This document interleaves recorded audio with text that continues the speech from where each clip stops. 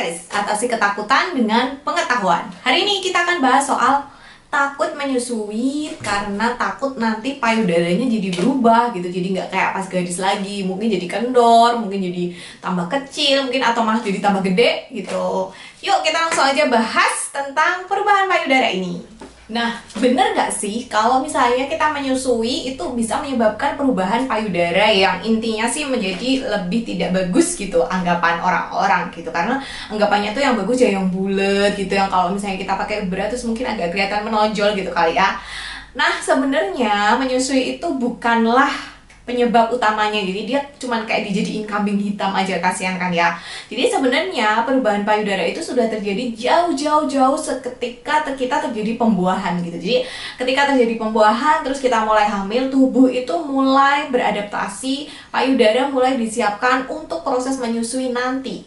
Nah, proses penyiapannya ini dipengaruhi oleh salah satunya hormon estrogen dan progesteron.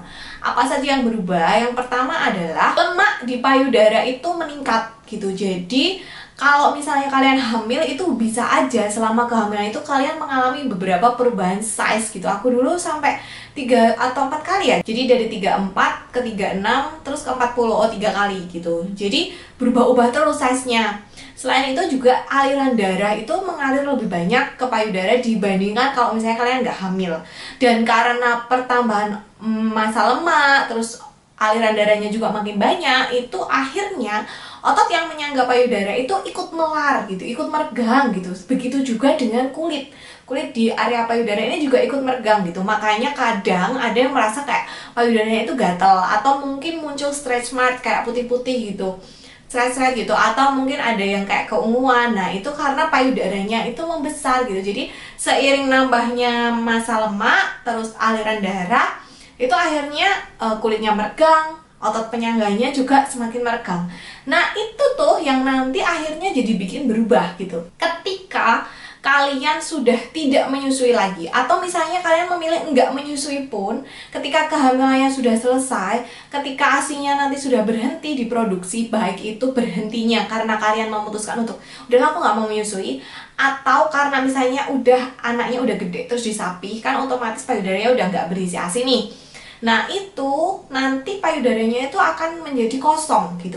Tadinya massa lemaknya bertambah, ada aliran darahnya, terus kalau misalnya kalian menyusui juga diisi oleh ASI. Ketika sudah tidak menyusui lagi, ASInya kan lama-lama menyusut berkurang dan habis tuh.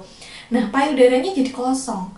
Nah, karena kosong inilah jadi seolah-olah itu jadi kendor gitu. Padahal sebenarnya kendornya ini bukan karena menyusuinya, karena pas hamil mengalami pembesaran kayak gitu. Nah, pulihnya si otot penyangga payudara ini, otot dada sama si kulit ini tentu saja membutuhkan waktu yang lebih lama. Ini sebenarnya mirip kasusnya sama perut gitu ya. Kalau misalnya kalian hamil kan perutnya makin gede tuh, ya kan?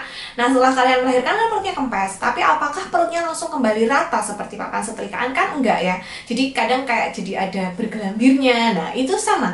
Kasusnya sama kayak payudara, dan itu nggak bisa juga langsung snap, langsung balik lagi seperti gadis, itu nggak bisa.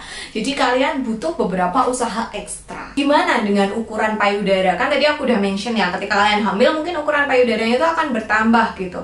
Nah, setelah kalian tidak lagi hamil dan tidak lagi menyusui, entah itu karena anaknya disapi atau karena kalian memilih untuk tidak menyusui, maka size payudara ini akan kembali seperti sedia kala secara perlahan-lahan. Bisa kembali sama atau bisa menjadi lebih kecil. Tapi lagi-lagi ini bukan karena kalian menyusui gitu. Jadi lebih karena karena pas hamil itu melar, setelah nggak hamil ya nanti sama kayak perut kita gitu. Perut kita kan ya nggak belendung terus seperti 9 bulan kan. Nah, sama payudara juga seperti itu. Dan menurut penelitian itu sebenarnya penyebabnya itu bukan menyusuinya, tapi lebih ke kayak kehamilan, terus juga pertambahan usia gitu. Jadi kalau kalian lihat nenek-nenek itu biasanya juga payudaranya ini akan mengalami sagging gitu, agak kendor gitu. Terus gravitasi, jadi kalian memang harus memakai bra yang memang nyaman dan bisa menyangga gitu, supaya payudaranya ini nggak ketarik gravitasi gitu. Jadi nanti kayak payudaranya wewe itu ketarik gravitasi.